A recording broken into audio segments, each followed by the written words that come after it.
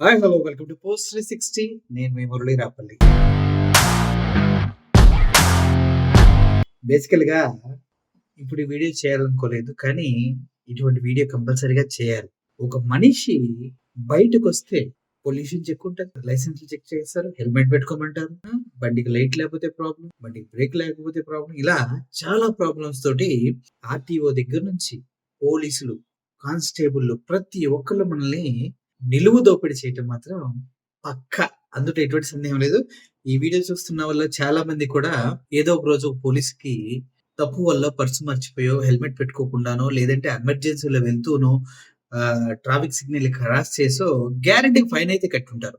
ఇవన్నీ కరెక్ట్ అని నేను అనట్లా. కానీ ఇవి తప్పైనప్పుడు మనకి ప్రభుత్వానికి మనం అన్ని రోడ్ టాక్స్ కట్టి, మనం ప్రభుత్వానికి అన్నీ కట్టి, హెల్మెట్ లేకపోతే డబ్బులు కట్టి, కింద పడిపోతామనే భయంతోటి బండి గురించి చేయించేసి, అదే విధంగా ఆర్సీలు చేయించి, పొల్యూషన్ చెక్‌లు చేయించి, అన్నీ చేయించి పద్ధతిగా రోడ్ల మీదకొస్తే, మరి రోడ్లకు టాక్స్ కట్టిన మనం పిచ్చనా కొడుకులమా అనాలి తప్పదు. రోడ్డుకి టాక్స్ కట్టిన మనం పిచ్చనా కొడుకులమా? ఎందుకంటే రూపాయి మన దగ్గర నుంచి దొబ్బేసి రోడ్ టాక్స్ అని, ఆ టాక్స్ అని, జీఎస్టీ అని, అదని, ఇదని ప్రతి రూపాయిని మన దగ్గర నుంచి దొబ్బేసి కనీసం నాణ్యమైన రోడ్లు మనకివ్వనటువంటి గవర్నమెంట్‌లని ఏం చేయాలి?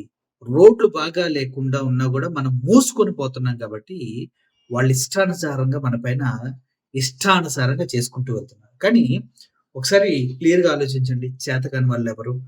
ఇప్పుడు ఒక కొట్టుకు వెళ్తే ఒక బల్బ్ ఏదన్నా కొంటే ఎగ్జాంపుల్ చెప్తున్నా. ఆడు బల్బ్ ఇచ్చిన తర్వాత ఇంటికెళ్ళి పెట్టుకుంటే అది వెలగలేదంటే మళ్ళీ తీసుకొచ్చి వాడి పైన గొడవలాడతాం. కానీ నువ్వు బండి కొన్నప్పుడే నీ రోడ్ టాక్స్ లైఫ్ టైము, నీకు సంబంధించిన పొల్యూషన్ చెక్‌లు గినిష్ అన్ని సర్టిఫికేట్‌లు ఇచ్చేసి, నీ దగ్గర నుంచి పిండాల్సినంత పిండేసి, దాన్ని జీఎస్టీ రూపంలో అదే విధంగా మోటార్ వెహికల్ చట్టంలో ఉన్నటువంటి అన్ని చట్టాలను తీసుకొచ్చి నీ మొహాన రుద్దేసి 50,000, 30,000 అయ్యే బైకుల్ని 1,20,000కి మనకు అమ్ముతూ ఉన్నారే! అటువంటప్పుడు రోడ్డులు ఎవడ్రా బాగు చేస్తారు? నీ అయ్యలా? నీ అమ్మలా? నీ తాతలా?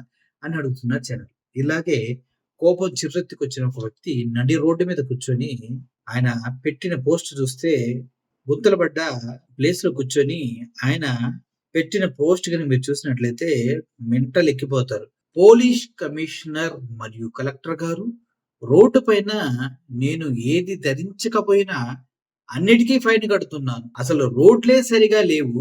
మరి మీరు నాకెంత ఫైన్ కడతారు? అని ఈయన అడుగుతూ ఉన్నాడు. ఆ వీడియో ఒకసారి మీరు చూడండి. ఇతని ధైర్యానికి నేను హ్యాట్స్ ఆఫ్ చెప్తున్నా.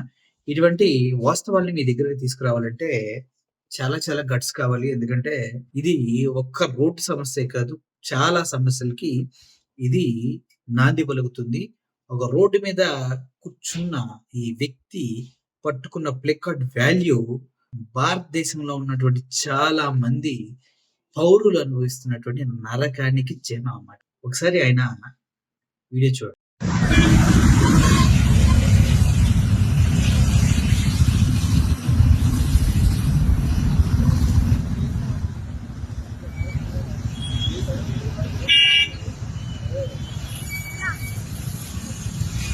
సూపర్.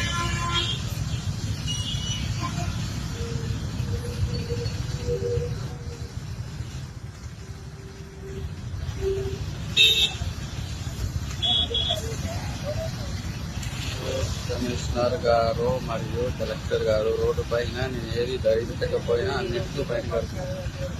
అసలు రోడ్లే సరిగా లేవు, మరి మీరు నాకెంత ఫైన్ కడతారు? Right, super.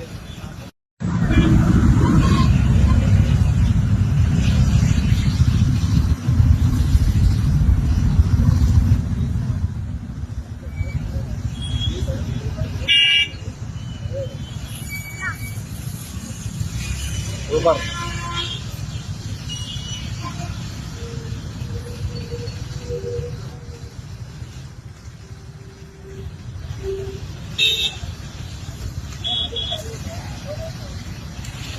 కమిషనర్ గారు మరియు కలెక్టర్ గారు రోడ్డు పైన నేను ఏది ధరించకపోయినా అన్నింటికి ఫైన్ కడతాను. అసలు రోడ్లే సరిగా లేవు, మరి మీరు నాకెంత ఫైన్ కడతారు? Right, super. చూసారు కదా! ఇదే ప్రశ్న మనం ఇంకా చాలా వాటిని అడగొచ్చు. రోడ్లేయకుండా మన దగ్గర రోడ్ టాక్స్‌లు కట్టుకున్న గవర్నమెంట్‌ని చెప్పుతో కొట్టాలా వద్దా? రోడ్లు చండాలంగా ఉన్నా కూడా నీ హెల్మెట్ బాగలేదు, నీకు అది బాగలేదు, నువ్వు పడితే దెబ్బ తగిలితే సొల్లు కబుర్లు చెప్పే గవర్నమెంట్ హెల్మెట్ పెట్టుకున్న నీకు సౌకర్యవంతమైనటువంటి సేఫ్టీ రోడ్లు ఎవడివ్వాలి? ట్యాక్సులు తీసుకున్నవాడు కాదా? బూతులు వస్తున్నాయి, కొంచెం బూత్ కంట్రోల్ చేసుకుంటున్నాం కాదా? ఇలాగే మీకు అన్నిటికన్నా పెద్ద స్కామ్ ఒకటి చెప్తాను, దానిపైన కూడా మనం పోరాడతాం. ముఖ్యంగా ఏటీఎంలో మీరు 3 సార్లు కన్నా అమౌంట్ విత్‌డ్రా చేస్తే నాలుగోసారి మీకు ట్యాక్స్ పడుతుంది, రూ. 25 కట్ అవుతుంది అని అంటూ ఉంటారు. మరి ఏటీఎంలో డబ్బులు లేకపోతే, నీ డబ్బు నువ్వు తీసుకోవటానికెళ్తే ఆ ఏటీఎంలో డబ్బు లేకపోతే ఏటీఎం వోడు మనకేం కడుతున్నాడు? ఆ బ్యాంకోడు మనకేమిస్తున్నాడు? అన్న ప్రశ్నలు కూడా ప్రతి ఒక్కరు ప్రశ్నించాలి. అంటే మన అవకాశాన్ని వాళ్ళు ఆయుధంగా మార్చుకొని మన డబ్బుల్ని ఆసాంతో నొక్కేస్తాం. ఒక ఏటీఎం కార్డ్‌తో నువ్వు డ్రా చేస్తే వాడు లిమిట్ పెడతాడు 15,000 10,000 అని. ఆ లిమిటు వరకే నువ్వు తీస్తావు. అలా 2 సార్లు తీస్తే నీకు 2 ఛాన్సులు పోతాయి. ఆ విధంగా ఎన్ని డబ్బులు నొక్కేస్తున్నారు? మీరు దాచుకున్న డబ్బుని వాడు నొక్కేస్తూ ఉన్నాడు. నువ్వు రోడ్ టాక్స్ కడితే ఆ రోడ్లు దరిద్రంగా ఏసి నీకు హెల్మెట్ లేదు, నీకు అది లేదు, నీకు పొల్యూషన్ లేదని సొల్లు కబుర్లు చెప్పి మన దగ్గర డబ్బులు నొక్కేస్తున్నారు. ఇప్పుడు అసలు విషయం ఏంటంటే దీనిపైన పోరాడగలిగే సత్తా ఎంతమందికుంది? ఒక సామాన్యుడు ఎదురు తిరిగాడు. ఇంకో సామాన్యుడు అండగా నిలవలేడా? అన్నా నీకు జరిగింది నాకు జరిగిందని ఇంకో రోడ్డు దగ్గర ఇలా ప్లకార్డ్ పట్టుకొని కూర్చోలేడా? ఏమవుతది కూర్చుంటే?